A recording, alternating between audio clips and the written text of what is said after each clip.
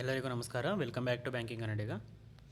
ಈ ವಿಡಿಯೋದಲ್ಲಿ ನಾನು IBPS ಕ್ಲರ್ಕ್ಗೆ ಬ್ಯಾಂಕ್ ಪ್ರಿಫರೆನ್ಸ್ ಯಾವ್ದು ಕೊಡ್ಬೋದು ನೀವು ಕರ್ನಾಟಕ ಸ್ಟೇಟ್ ಅವರು ಅಂತ ಹೇಳ್ತೀನಿ. ಆ್ಯಕ್ಚುಲಿ ಇದು ಎಲ್ಲ ಸ್ಟೇಟವ್ರಿಗೂ ಸೇಮ್ ಅಪ್ಲೈ ಆಗುತ್ತೆ ಬ್ಯಾಂಕ್ ಪ್ರಿಫರೆನ್ಸ್. ಏನಕ್ಕೆ ಅಂದರೆ IBPS PO ಆದರೆ ಹೋಮ್ ಸ್ಟೇಟ್ ಪೋಸ್ಟಿಂಗ್ ಬೇಕು ಅಂದರೆ ಮೋಸ್ಟ್ ಆಫ್ ದ ಬ್ರಾಂಚಸ್ ಯಾವ ಬ್ಯಾಂಕ್ ಇದೆ ಅದನ್ನು ಆ ಥರ ಆರ್ಡ್ರಲ್ಲಿ ಕೊಡಬೇಕು ಅವ್ರವ್ರ ಸ್ಟೇಟವರು. ಬಟ್ IBPS ಕ್ಲರ್ಕ್ ಅಂತ ಬಂದರೆ ನೀವು ಯಾವುದೇ ಬ್ಯಾಂಕ್ ಕೊಟ್ಟರು ನಿಮಗೆ ಪೋಸ್ಟಿಂಗ್ ಆಬ್ವಿಯಸ್ಲಿ ಕರ್ನಾಟಕ, ಲೈಕ್ ಯಾವ ಸ್ಟೇಟಿಗೆ ಅಪ್ಲೈ ಮಾಡಿದ್ರೆ ಅದೇ ಸ್ಟೇಟಿಗೆ ಸಿಗುತ್ತೆ. ಸ್ಟಿಲ್ ನಾನಿಲ್ಲಿ ಎಲ್ಲ ಕೇಳ್ತಿದ್ರಿ ಅಂತ ಒಂದು ವಿಡಿಯೋ ಮಾಡ್ತಾಯಿದ್ದೀನಿ. ಆ್ಯಂಡ್ ಇದರಲ್ಲಿ ನಾನು ಟಾಪ್ 4 ಅಥವಾ ಟಾಪ್ 5 ಕೊಡ್ತೀನಿ. ಟಾಪ್ 5 ನೀವು ಯಾವುದು ಅಪ್ಲೈ ಮಾಡಬೇಕು ಅಂತ ಅದಷ್ಟೇ ಮ್ಯಾಟರ್ ಆಗೋದು. ಇನ್ನು ಬಾಟಮಲ್ಲಿ ನೀವು ಯಾವುದು ಅಪ್ಲೈ ಮಾಡ್ತೀರಾ ಅದು ನೀವು ಯಾವುದಾದ್ರೂ ಅಪ್ಲೈ ಮಾಡ್ಬೋದು. It really doesn't matter.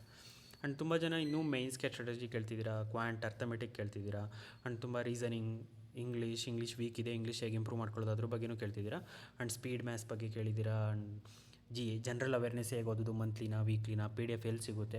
So ಇದಕ್ಕೆಲ್ಲ ಇದು ಏನೇ ನಿಮಗೆ ಡೌಟ್ ಇದ್ರೂ ಆಲ್ರೆಡಿ ಎಲ್ಲದೂ ಪ್ರೊವೈಡ್ ಮಾಡಿದ್ದೀನಿ ನಾನು. ನನಗೆ ಎಷ್ಟು ಇನ್ಫಾರ್ಮೇಷನ್ ಗೊತ್ತೋ ಅದೆಲ್ಲ ನಾನು bank strategies for banking exam ಅಂತ ಒಂದು ಸಪ್ರೇಟ್ ಪ್ಲೇಲಿಸ್ಟ್ ಮಾಡಿ ಪ್ರತಿಯೊಂದು ಸಬ್ಜೆಕ್ಟ್ಗೂ ಮತ್ತು overall mains strategy, overall prelim strategy ಮತ್ತು ಸಬ್ಜೆಕ್ಟ್ಸ್ ಏನು, ಅದರಲ್ಲಿ ಟಾಪಿಕ್ಸ್ ಯಾವುದು ಇಂಪಾರ್ಟೆಂಟು ಪ್ರತಿಯೊಂದು ಕೂಡ ಆಲ್ರೆಡಿ ಡಿಸ್ಕಸ್ ಮಾಡಿ ಅಪ್ಲೋಡ್ ಮಾಡಿದ್ದೀನಿ. ನೀವು ಆ ಪ್ಲೇಲಿಸ್ಟ್ ತೆಗೆದ್ರೆ ಅಲ್ಲಿ ಮೇ ಬಿ ನಾನು SBI ಕ್ವಾಂಟ್ ಸ್ಟ್ರಾಟಜಿ ಫಾರ್ SBI ಅಂತ ಇರ್ಬೋದು, ಅಥವಾ SBI ಪ್ರಿಲಿಮ್ಸ್ ಮೈನ್ ಸ್ಟ್ರಾಟಜಿ ಆ ಥರ ಇರುತ್ತೆ. But same strategy, same subject, same topics, same syllabus, ಎಲ್ಲದು ಸೇಮ್. ಯಾವುದೇ ಬ್ಯಾಂಕಿಂಗ್ ಎಕ್ಸಾಮ್ಗೂ ಅದೆಲ್ಲ ಅಪ್ಲೈ ಆಗುತ್ತೆ ಎಕ್ಸೆಪ್ಟ್ RBI.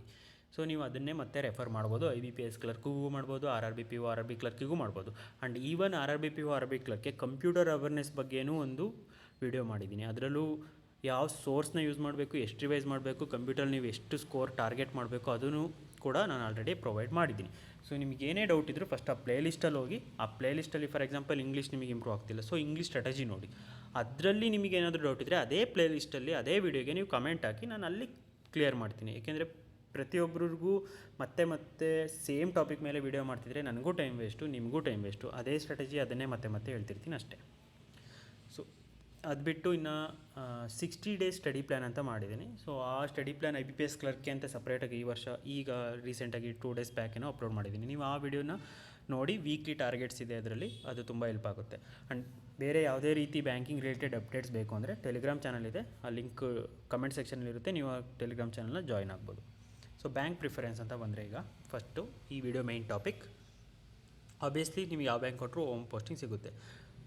ಸೊ ನೀವು ಇಲ್ಲಿ ವೇಕೆನ್ಸಿ ನೋಡ್ತಿರ್ಬೋದು. So union bank of India ಬಿಟ್ಟು ಎಲ್ಲ ಬ್ಯಾಂಕ್ಗಳು ವೇಕೆನ್ಸಿ ಇಂಟೆಂಡ್ ಮಾಡಿದೆ. ಕರ್ನಾಟಕಕ್ಕೂ ಕೂಡ ಎಲ್ಲ ಬ್ಯಾಂಕು ಇಂಟೆಂಡ್ ಮಾಡಿದೆ except union bank of India. And ಕರ್ನಾಟಕದಲ್ಲಿ ಈ ಸಲ ಕಂಡಕ್ಟ್ ಆದಂಥ ಲ್ಯಾಂಗ್ವೇಜ್ ಪ್ರೊಫಿಷಿಯನ್ಸಿ ಟೆಸ್ಟಲ್ಲಿ ಯೂನಿಯನ್ ಬ್ಯಾಂಕ್ ತುಂಬ ಜನ, ಲೈಕ್ ಆಲ್ಮೋಸ್ಟ್ ಎಲ್ಲರೂ ಎಕ್ಸೆಪ್ಟ್ 5 ಮೆಂಬರ್ಸ್, ಉಳಿದಿರೋ 80 to 85 ಮೆಂಬರ್ಸ್ನ ರಿಜೆಕ್ಟ್ ಮಾಡಿದೆ. ಆ್ಯಂಡ್ ಅದು ಫಸ್ಟ್ ಸೆಲೆಕ್ಷನ್ ಆದವ್ರಿಗೆ. ಮತ್ತು ರಿಸರ್ವ್ ಲಿಸ್ಟಲ್ಲಿ ಸೆಲೆಕ್ಟ್ ಆಗಿದ್ರಲ್ಲ ಅವ್ರನ್ನೂ ಕೂಡ ರಿಜೆಕ್ಟ್ ಮಾಡಿದೆ. ಸೊ ಚಾನ್ಸಸ್ ಇದೆ. ಲಾಸ್ಟ್ ಇಯರ್ ಕೂಡ ವೇಕೆನ್ಸಿ ಫಿಲ್ ಆಗಿಲ್ಲದೇ ಇರೋದ್ರಿಂದ ಈ ವರ್ಷ ಮತ್ತೆ ಅವ್ರು ವೇಕೆನ್ಸಿ ಕೊಡೋ ಚಾನ್ಸಸ್ ಇದೆ. ಅದೊಂದು ಪಾಯಿಂಟು. ನೀವು ಏನಕ್ಕೆ ಯೂನಿಯನ್ ಬ್ಯಾಂಕ್ನ ಟಾಪ್ 5 ಇಡಬೇಕು ಅಂದರೆ ಆಬ್ವಿಯಸ್ಲಿ ಯೂನಿಯನ್ ಬ್ಯಾಂಕ್ನ ಟಾಪ್ 5 ಒಂದು ಪೊಸಿಷನಲ್ಲಿ ಇಡಿ ಅಂತ ನಾನು ಇವಾಗ ಹೇಳ್ತೀನಿ. ಸೊ ಅದಕ್ಕೆ ನಾನು ರೀಸನ್ ಕೊಡ್ತಿದ್ದೀನಿ, ನಾನು ಏನಕ್ಕೆ ಯೂನಿಯನ್ ಬ್ಯಾಂಕ್ನ ಟಾಪ್ 5 ಇಡಿ ಅಂತ ಹೇಳ್ತಿದ್ದೀನಿ ಅಂತ. ಇನ್ನೊಂದು ರೀಸನ್ ಬಂದುಬಿಟ್ಟು ಕ್ಲರಿಕಲ್ ಸ್ಟಾಫ್ಗೆ ಅಲೋಯೆನ್ಸಸ್ ಯೂನಿಯನ್ ಬ್ಯಾಂಕಲ್ಲಿರೋ ಹಂಗೆ ಯಾವುದೇ ಇಷ್ಟು ಬ್ಯಾಂಕ್ಸಲ್ಲಿ ಇಲ್ಲ, ಅಷ್ಟು ಚೆನ್ನಾಗಿ ಅಲೋಯೆನ್ಸಸ್ ಇಲ್ಲ. ಒಂದು ಮೈನ್ ಅಲೋಯೆನ್ಸ್ ಏನಪ್ಪ ಅಂದರೆ ಫರ್ನಿಚರ್ ಅಲೋಯೆನ್ಸ್. ಉಳಿದಿರೋ ಎಲ್ಲ ಪಬ್ಲಿಕ್ ಸೆಕ್ಟರ್ ಬ್ಯಾಂಕ್ಸಲ್ಲಿ ಫರ್ನಿಚರ್ ಅಲೋಯೆನ್ಸ್ ಬಂದುಬಿಟ್ಟು ಆಫೀಸರ್ಸಿಗೆ ಮಾತ್ರ ಇರೋದು. ಯೂನಿಯನ್ ಬ್ಯಾಂಕಲ್ಲಿ ಮಾತ್ರ ಕ್ಲರಿಕಲ್ ಸ್ಟಾಫ್ಸಿಗೆ ಈ ವರ್ಷ ಈ ಫೈನಾನ್ಷಿಯಲ್ ಇಯರಿಂದ ಫರ್ನಿಚರ್ ಅಲೋಯೆನ್ಸ್ ಕೊಟ್ಟಿದ್ದಾರೆ. ಅದು 1 lakh furniture allowance exclusive of GST. So 1 lakh plus ಎಷ್ಟು ಅಪ್ಲಿಕೇಬಲ್ GST ಇರುತ್ತೆ ಅಷ್ಟನ್ನು ನೀವು ಕ್ಲೈಮ್ ಮಾಡ್ಬೋದು ಕ್ಲರಿಕಲ್ ಸ್ಟಾಫ್ ಕೂಡ.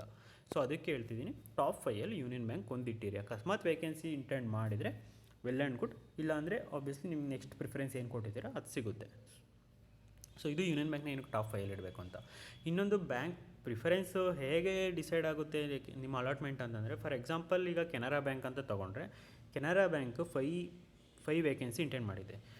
ನೀವು 10 ಮೆಂಬರ್ಸ್ ಇದ್ದೀರಾ, 10 ಮೆಂಬರ್ಸು ಕೂಡ ಫಸ್ಟ್ ಪ್ರಿಫರೆನ್ಸ್ ಕೆನರಾ ಬ್ಯಾಂಕ್ ಕೊಟ್ಟಿದ್ರೆ, ನಿಮ್ಮ 10 ಮೆಂಬರ್ಸಲ್ಲಿ ಟಾಪ್ 5 ಸ್ಕೋರರ್ಸ್ ಯಾರು ಇರ್ತಾರೆ ಅವ್ರಿಗೆ ಕೆನರಾ ಬ್ಯಾಂಕ್ ಸಿಗುತ್ತೆ. ಇನ್ನು ಸೆಕೆಂಡ್ ಪ್ರಿಫರೆನ್ಸ್ ಕೂಡ ಅಷ್ಟೇ. ಇನ್ನು ಉಳಿದಿರೋ 5 ಜನದಲ್ಲಿ ಸೆಕೆಂಡ್ ಪ್ರಿಫರೆನ್ಸ್ ಎಲ್ಲರೂ ಅದೇ ಬ್ಯಾಂಕ್ ಸೇಮ್ ಬ್ಯಾಂಕ್ ಕೊಟ್ಟಿದ್ರೆ ಅದರಲ್ಲಿ ಯಾರು ಟಾಪ್ ಸ್ಕೋರ್ ಇರುತ್ತೆ ಅವರಿಗೆ ಸೆಕೆಂಡ್ ಪ್ರಿಫರೆನ್ಸ್ ಹೆಂಗೆ ಕೊಡ್ತೀರಾ ಅದು ಸಿಗುತ್ತೆ. ಸೊ ಇದು ಮೆರಿಟ್ ವೈಸ್ ಅಲಾಟ್ಮೆಂಟ್ ಆಗುತ್ತೆ. ಸೊ ನಿಮಗೇನಾದರೂ ನೀವು ಕೊಟ್ಟಿರೋ ಪ್ರಿಫರೆನ್ಸಲ್ಲಿರೋ ಬ್ಯಾಂಕೇ ಬೇಕು ಅಂತಂದರೆ ನೀವು ಆಬ್ವಿಯಸ್ಲಿ ಮೇನ್ಸಲ್ಲಿ ಜಸ್ಟ್ ಕಟ್ ಆಫ್ ಕ್ಲಿಯರ್ ಮಾಡಿದರೆ ಸಾಕಾಗಲ್ಲ, ಅದಕ್ಕಿಂತ ಜಾಸ್ತಿ ಸ್ಕೋರ್ ಮಾಡಬೇಕು. ಕಟ್ ಆಫ್ ಕ್ಲಿಯರ್ ಮಾಡಿದರೆ ಜಾಬ್ ಅಂತೂ ಕನ್ಫರ್ಮ್, ಕಟ್ ಆಫ್ ಕ್ಲಿಯರ್ ಮಾಡಿದರೆ ಇಲ್ಲ ನಿಮ್ಮ ಪ್ರಿಫರೆನ್ಸ್ ಹೇಗಿದೆ ಹಾಗೆ ನಿಮಗೆ ಪೋಸ್ಟಿಂಗ್ ಬೇಕು ಅಂತಂದರೆ ನೀವು ಚೆನ್ನಾಗಿ ಸ್ಕೋರ್ ಮಾಡಬೇಕು. ಸೊ ಫಸ್ಟು ನೀವು ಇಂಡಿಯಾದಲ್ಲಿ ಟಾಪ್ 4 ಬ್ಯಾಂಕ್ಸ್ ಯಾವುದಿದೆ, ನೆಕ್ಸ್ಟು ಸ್ಟೇಬಲ್ ಆಗಿ ಇರುತ್ತೆ ಅಂತಂದರೆ ಈಗ ಮರ್ಜಿಂಗ್ ಆಗ್ತಿದೆ ಅಂತ ಗೊತ್ತು, ಮರ್ಜರ್ ಎಲ್ಲನೂ ಅನೌನ್ಸ್ ಮಾಡ್ತಿದ್ದಾರೆ. Like last 6 month 8 months back news circulate ಆಗಿತ್ತು, ಬ್ಯಾಂಕ್ನ ಮರ್ಜ್ ಮಾಡ್ತಿದ್ದಾರೆ ಅಂತ. ಅದು ಮರ್ಜ್ ಮಾಡ್ತಿರೋದು ಸ್ಮಾಲರ್ ಬ್ಯಾಂಕ್ಸ್. ಟಾಪ್ 4 ಬ್ಯಾಂಕ್ಸ್ನ ರಿಟೈನ್ ಮಾಡಿಕೊಂಡು ಉಳಿದಿರೋ 6 to 7 ಬ್ಯಾಂಕ್ಸ್ ಏನಿದೆ ಅದನ್ನು ಸ್ಮಾಲರ್ ಬ್ಯಾಂಕ್ಸ್ನ ಬಿಗ್ಗರ್ ಬ್ಯಾಂಕ್ಸ್ಗೆ ಮರ್ಜ್ ಮಾಡ್ತಾರೆ. ಸೊ ಆ ಮರ್ಜರಲ್ಲಿ ಉಳ್ಕೊಳ್ಳೋ ಚಾನ್ಸಸ್ ಇರೋ ಟಾಪ್ 4 ಬ್ಯಾಂಕ್ ಯಾವುದು ಅಂತಂದರೆ Canara, bank of Baroda, Punjab national bank and union bank.